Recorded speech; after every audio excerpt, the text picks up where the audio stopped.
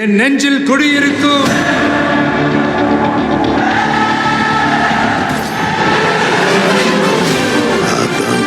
உலக தமிழர்களுக்கு வணக்கம். நான் உங்கள் வெங்கிரத்னம். வீடியோக்குள்ள போறதுக்கு முன்னாடி ஒரு சோகமான செய்தி. கம்யூனிஸ்ட் தோழர் பெரியவர் ஐயா நல்லகண்ணு அவர்கள் இன்னைக்கு இயற்கை எழுதிட்டாங்க. 101 வயசு. ரைட், ஓகே, போக வேண்டிய வயசு தான். பெருசா இதுல நாம வருத்தப்பட வேண்டிய அளவுக்கு ஒண்ணும் இல்லை அப்படின்னு 101 வயசுல ஒருத்தர் மறைஞ்சா அதான் சொல்லுவோம், கல்யாண சாவு அப்படின்னு சொல்லுவோம். பட் என்னதான் 101 வயசுல திரு நல்லகண்ணு அவர்கள் மறைஞ்சிருந்தாலும் கூட இது தமிழ்நாட்டு அரசியலுக்கே ஒரு சோக செய்தி அப்படின்னு தான் இதை நம்ம சொல்லணும். ஏன்னா இந்த மாதிரியான மனிதர்கள் அப்படிங்கிறவங்களாம் ரொம்ப அத்தி பூத்தார் போலதான் அரசியலுக்குள்ளேயே வருவாங்க.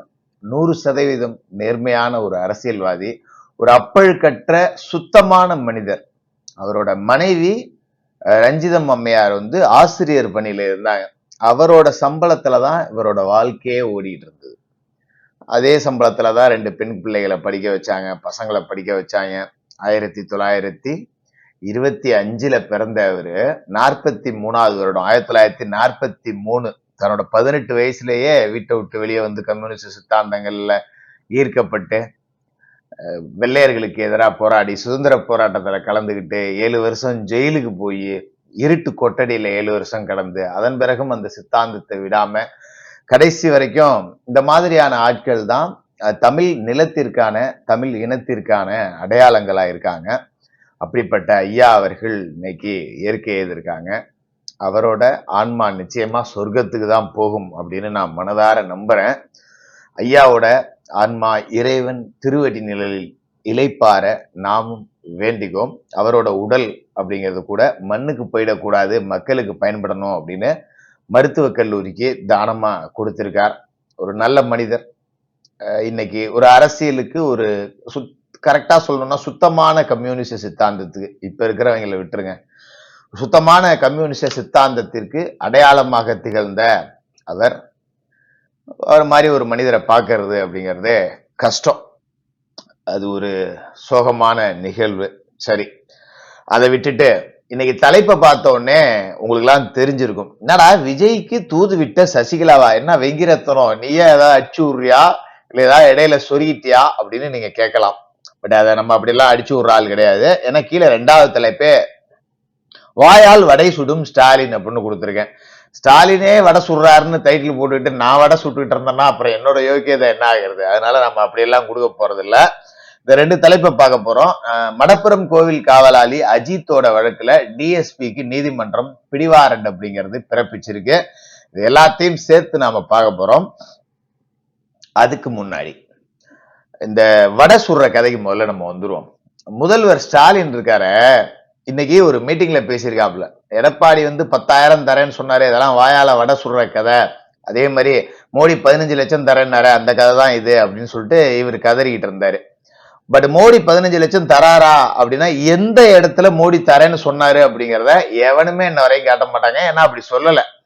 அந்த நேரத்துல பிஜேபியும் மோடியும் சொன்னது என்ன அப்படின்னு பாத்தீங்கன்னா, கருப்பு பணம் உலக அளவில் பல வங்கிகளில் இந்தியர்களின் பணம் பதுக்கப்பட்டுள்ளது, அதை எடுத்தா ஒரு குடும்பத்துக்கு 15 லட்சம் கொடுக்கலாம், அவ்வளவு பணம் இருக்கு. அதாவது எவ்வளவு பணம் அப்படிங்கறத ஒரு உவமையா சொல்லப்பட்ட வார்த்தை தான். ஒரு குடும்பத்துக்கு 15 லட்சம் கொடுக்கலாம், அவ்வளவு காசை பதுக்கி வச்சிருக்காங்க அப்படின்னு சொன்னாரு. அது மீட்டாங்களா அப்படின்னா ஃபெயிலியர். அதுல மோடி தோல்வி அடைஞ்சிட்டார், தோத்து போயிட்டார். அதெல்லாம் மாற்றுக்கிறது கிடையாது, அதெல்லாம் முட்டெல்லாம் கொடுக்க முடியாது. அவரு மோடி வடை சுட்டுட்டார் அப்படின்னு வேணா வச்சுக்கலாம். அதை அப்படிதான் அதை எடுத்துக்கும். அதுக்காக ஒரு 15 லட்சம் ஒவ்வொரு அட்டையும் போடுறேன்னு நம்ம ஸ்டாலின் வடை சுட்டுட்டு இருக்காரு பத்தியா, அப்படிலாம் கிடையாது. எடப்பாடி பழனிசாமி அவர்கள் 10,000 ரூபாய் கொடுக்குறேன் அப்படின்னு சொன்னார் இல்லைங்களா, அதுக்காக எவ்வளவு திட்டங்கள் அவங்க கையில வச்சிருந்தாங்கிறத எல்லாரும் மறைச்சிடுறாங்க. ஓலா, உப்பேரு, இந்த மாதிரியான ரேபிடோ, இந்த மாதிரியான டாக்ஸி, ஆட்டோ, 2 வீலரு, இது எல்லாமே இப்ப போது பாத்தீங்களா. இது மாதிரி ஆப்புகளை தமிழ்நாடு அரசே உருவாக்கும், அதன் மூலமா வருமானத்தை பெருக்கும். ஸ்விக்கி, ஜூமோட்டோ, இந்த மாதிரி உணவு டெலிவரி ஆப்பை தமிழ்நாடு அரசே உருவாக்கும், அதன் மூலமா வருமானத்தை பெருக்கும் அப்படின்னு சொல்லிட்டு இது மாதிரி 17 துறைகள் வருமானத்தை உயர்த்துவதற்காக திட்டங்களை தயாரிச்சு கையில வச்சுக்கிட்டு இதன் மூலமா வருவாயை பெருக்குவோம், மக்களுக்கு எங்களால கொடுக்க முடியும் அப்படிங்கிறாரு. ஆனா கூச்சமே இல்லாம சன் டிவிலையும் தினகரன் பத்திரிகையிலையும் இந்த வீணா போன கலாநிதி மாறன் குரூப் என்ன போட்டிருக்கானுங்கன்னா, எடப்பாடி வரியை உயர்த்துவதாக சொல்லியிருக்காரு. ஏண்டா பிச்சைக்கார பயல்களா, உங்களெல்லாம் நீங்க கோடீஸ்வரங்க தான், உங்களால நாங்க தான் பிச்சைக்காரன் ஆயிட்டோம். வருமானத்தை உயர்த்துறது வேற, வரியை உயர்த்து வேற. அந்த ரெண்டுத்துக்கும் வித்தியாசம் கூட தெரியாம சௌரியத்துக்கு எழுதுவீங்களா நீங்க? வித்தியாசம் எல்லாம் உங்களுக்கு தெரியும். திரும்ப திமுக வந்தா மறுபடியும் சம்பாரிச்சு வாய்க்கரிசி போட்டுக்கலாம். பிஎஸ்என்எல் கேபிள் கேவலம் இருக்கு. பிஎஸ்என்எல் இத்தனை கோடி சொத்து வச்சிருக்கீங்க, டெலிபோன் பில்லு கட்ட வக்கு இல்லாம வீட்டுக்கு அண்டர் கிரவுண்ட்ல கரண்ட் இழுத்த திருட்டு பயிலுக தானே நீங்க. உங்கள்கிட்ட அதுக்கு மேல நாங்க என்னத்தை எதிர்பார்க்க முடியும் அப்படிங்கறதான் நம்ம பேசணும். இதுல ஸ்டாலின் என்ன வடை சுட்டாரு அப்படின்னா, ஸ்டாலின் எவ்வளவு வடை சுட்டார். நாங்க ஆட்சிக்கு வந்தா நீட் தேர்வை அறுத்து தள்ளிடுவோம்னு ஸ்டாலின் சுடாத வடையா? அவர் மகன் உதயநிதி சுடாத வடையா? ஏமா பெண்கள்லாம் எல்லாம் சுத்திடுறீங்களா, நகை நட்டெல்லாம் கொண்டு போய் அடவு வச்சிருங்க, அடுத்து நம்ம கலகாட்சி தான் வரும், வந்த உடனேயே உங்க நகை கடன் எல்லாத்தையும் நாங்க தள்ளுபடி பண்ணிடுவோம். இருந்ததை பூரா இவன் வந்தா அடுத்து தள்ளிடுவாங்கன்னு நினைச்சு பாவம் கொண்டு போய் வச்சுட்டு எல்லா நகையும் முழிவு போச்சு. கொடுமையோட உச்சம் இதுதான். இப்படி டிசைனா வடை சுட்டாங்க. நாங்க ஆட்சிக்கு வந்தா பெட்ரோல் விலையை குறைப்போம், நாங்க ஆட்சிக்கு வந்தா சிலிண்டர் விலையை குறைப்போம், நாங்க ஆட்சிக்கு வந்தோம்னா அப்படியே அறுத்து தள்ளிடுவோம். என்னன்னா டிசைனா மாசத்துக்கு ஒருக்கு கரண்ட் பில்லு நாங்க கணக்கெடுப்போம். இப்ப எங்க 2 மாசம் கட்டின கரண்ட் பில்லு ஒரே மாசத்துக்கு வந்துரும் போல இருக்கு. அந்த அளவுக்கு இதைதான் உயர்த்தி வச்சிருக்காங்க ஒழிய கரண்ட் பில்லு ஏத்துல. இன்னும் சில பேர் கேட்கறாங்க இதெல்லாம் எப்படி கொடுக்க முடியும் அப்படின்னு சொல்லிட்டு. கொடுக்கலாம்.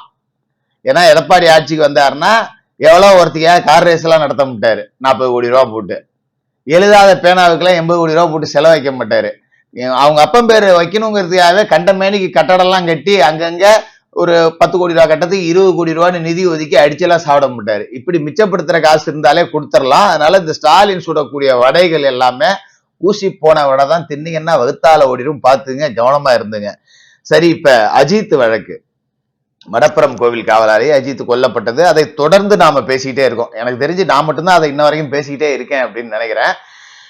நேத்து நீதிமன்றத்துல இந்த டிஎஸ்பிய ஏற்கனவே தூக்கணும்னு சொல்லியாச்சு. இப்ப இந்த டிஎஸ்பிய நேத்து என்ன பண்ணிருக்காருன்னா முன்ஜாமீன் போட்டுக்காப்ல. என்னன்னு, நாங்க இந்த விசாரணைக்கு முழு ஒத்துழைப்பு கொடுக்குறோம், விசாரணைக்கு ஒத்துழைக்கிறதுக்கு நான் தயாரா இருக்கேன், அதுக்காக எனக்கு முன்ஜாமீன் கொடுக்குறேன். நீ ஒத்துழைக்க மாட்டேன்னு தான் சொல்லிப்பாரு, பெரிய பருப்பா நீனு.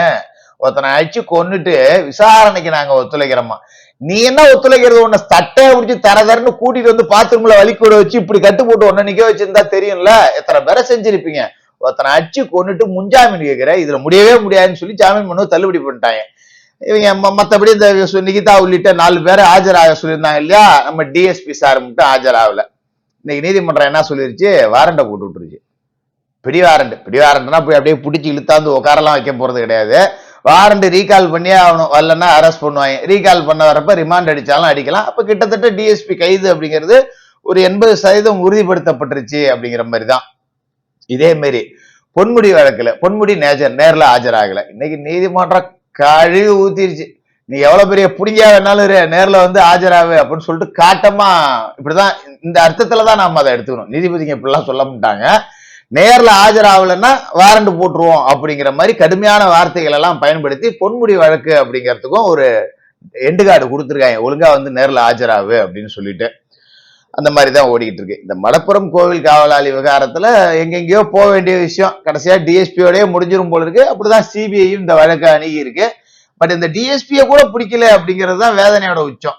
ஏன்னா ஒரு டிபார்ட்மெண்ட் சக டிபார்ட்மெண்ட்ல இருக்கக்கூடிய அதிகாரியை காப்பாத்துதான். ஏன்னா அதுக்கு மேல இருக்கிற அதிகாரி எல்லாம் மாட்டுவாங்கல்ல, வேற இருக்கிற பெரிய நெலியா இருக்கு, இவன் மாட்டிக்கிட்டான்னா அடுத்து நம்மள வளர வச்சிருவான், அவனை எப்படியா விட்டு பிடிக்கணும் அப்படின்னு நினைச்சு பெரிய பெரிய சார்கள் இவரை காப்பாத்த போய் இன்னைக்கு நீதிமன்றம் வாரண்டை போட்டு விட்டுருச்சு. வேற வழி இல்ல, பிடிச்சுதான் ஆகணும். விஜய் அவர்களுக்கு தூது விட்ட சசிகலா, இந்த தலைப்பு எதுக்கு இதை வச்சேன் அப்படின்னா, இந்த டீலிங் அப்படிங்கிறது போன வாரம் நடந்திருக்கு, நமக்கு லேட்டா தான் தெரிய வந்திருக்கு.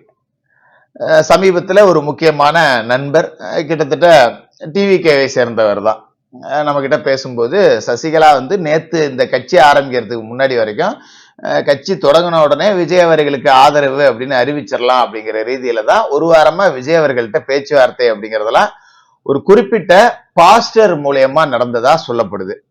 அந்த பாஸ்டர் மூலியமா நடத்தப்பட்ட பேச்சுவார்த்தையில விஜய் அவர்கள் எடுத்த உடனேயே இதை ஓரம் கட்டிட்டார். வேண்டாம், நாம வந்து ஊழலுக்கு எதிர்ன்னு பேசிக்கிட்டு இருக்கோம், ஊழல் வழக்குல தண்டிக்கப்பட்ட ஒரு குற்றவாளியை கூப்பிட்டு நாம கையில வச்சிருந்தோம்னா பேசுறதுக்கான தகுதியை நாம இழந்துருவோம், அப்படின்னு சொல்லி விஜய் இதை கலட்டி விட்டுருக்காரு. பட் ஆனா அந்த விஜயை சுத்தி இருக்கக்கூடியவர்கள் என்ன பேசியிருக்காங்கன்னா, விடுங்க செங்கோட்டையெல்லாம் ஆல்ரெடி இங்கதான் இருக்காரு, செங்கோட்டையன் கூட தான் ஊழல் வழக்குல தண்டிக்கப்பட்டவர், அதெல்லாம் விட்டுருங்க, மக்கள் மறந்துடுவாங்க, நமக்கு ஒரு சப்போர்ட்டா இருக்குமே அப்படின்னு சொல்லிட்டு பேசி வார்த்தை அப்படி இப்படிங்கிறதெல்லாம் நடந்திருக்கு.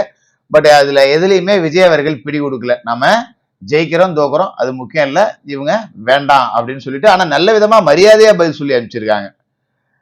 இல்ல மேடம் அப்படின்னு சொல்லியிருக்காங்க. டீசெண்டா தான் சொல்லி அனுப்பிச்சிருக்காங்க. இல்ல நாங்க தனிச்சையை பாத்துக்கிறோம், சின்ன சின்ன இயக்கங்கள் சின்ன சின்ன லெட்டர் பேட் அமைப்புகள் வந்தா கூட எங்களுக்கு போதும், நாங்க பாத்துக்கிறோம் அப்படிங்கிற ரீதியில சொல்லி அனுப்பி வச்சிருக்காங்க. சரி, இதுக்கு மேல வேற ஆப்ஷன் இல்லை அப்படின்னு தான் கடைசியா சசிகலா இப்ப கிளம்புறங்க வந்திருக்காங்க. அதாவது சசிகலாவை பத்தி நம்ம காலையிலேயே ஒரு வீடியோ போட்டிருந்தோம். அதை இன்னும் டீட்டெயில்டா பேசணும்னா இழவு வீட்டுல கூட 3 நாளே எழுதிட்டு தூக்கி போட்டு போயிடுவாங்க. இந்த அம்மா இத்தனை வருஷம் கழிச்சு வந்து ஒப்பாரி வைக்குது. இந்த அம்மா ஜெயில இருந்து வந்த பிறகு தமிழ்நாட்டுல எவ்வளவு சம்பவங்கள் நடந்தது. அதிமுக இடையில எலெக்ஷன்ல தோத்து இருக்கு, டிடிவி தினகரனோட பிரச்சனை வந்திருக்கு, ஓபிஎஸோட பிரச்சனை வந்திருக்கு, செங்கோட்டை நீக்கப்பட்டிருக்கா. இது எல்லாத்துக்குமே நாங்க இணைச்சிருவோம் நான் பாத்துக்கிறேன் அப்படின்னு சொல்லிட்டு இந்த அம்மா என்ன பண்ணுச்சு, எப்படியாவது அதிமுக கைப்பற்றணுங்கிற முயற்சியில திரைமறைவுல நீதிமன்றம் அங்கன்னு டான்ஸ் ஆடி பார்த்தது.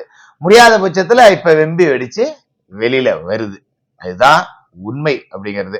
அதே மாதிரி நேற்று இவ்வளவு பெரிய கூட்டத்தை ஒண்ணு போட்டீங்க, திமுகவை பத்தி ஏன் ஒரு வார்த்தை கூட பேசல? எப்பவும் போல தீய சக்தி திமுக. அம்மா அவர்கள் வந்து திமுகவோட ஆட்சி அமையவே கூடாதுன்னு நினைச்சாங்க, நான் அம்மாவோட ஆட்சி அமைப்பேன், தீய சக்தி திமுக, இந்த ஆட்சி ஒழிக்கப்படணும் அப்படின்னு இத்தனை நாளா பேட்டி கொடுத்துட்டு இருந்த சசிகலா நேத்து ஏன் ஒரு வார்த்தை கூட பேசல? சம்பந்தமே இல்லாம சன் டிவிக்காரன் எதுக்கு முன்னாடி கேமரா தூக்கிட்டு போய் அண்டை கொடுத்துக்கிட்டு நிக்கிறான்? தெரியுதா? இப்ப எல்லாமே இது இயக்கக்கூடியது திமுகவோட கரகாட்ட கோஷ்டி தான் அப்படின்னு சொல்லிட்டு இந்த கரகாட்ட கோஷ்டியை விஜய் அவர்கள் சேர்த்துக்காம விட்டது அப்படிங்கிறது ஒரு நல்ல நுணுக்கமான அரசியல் முடிவு அப்படிங்கிறதா தான் நான் பாக்குறேன். இன்னும் சில பல டீட்டெயில்கள் வர வேண்டியது இருக்கு. கொடுமையோட உச்சம் என்னன்னா, மாஞ்சோலை தோட்ட தொழிலாளர்கள் தெரியும்ல, கிட்டத்தட்ட 650 பேரோட வாக்குரிமை பதிக்கப்பட்டிருக்கு. அதோட டாக்குமெண்ட்ஸ் எல்லாமே நிறைய வந்திருக்கு. அது சார்ந்து கொஞ்சம் டீட்டெயிலா ரிசர்ச் பண்ணிட்டு பேச வேண்டியது இருக்கு. நிச்சயமா அடுத்த வீடியோல அதை பத்தி பேசுவோம், தொடர்ந்து பேசுவோம். கொஞ்சம் சப்ஸ்கிரைப் பண்ணி சப்போர்ட் பண்ணுங்க, அப்பதான் நமக்கு இன்னும் வீடியோ போட மோட்டிவா இருக்கும் அப்படின்னு கேட்டுக்கிட்டு தொடர்ந்து பேசுவோம்.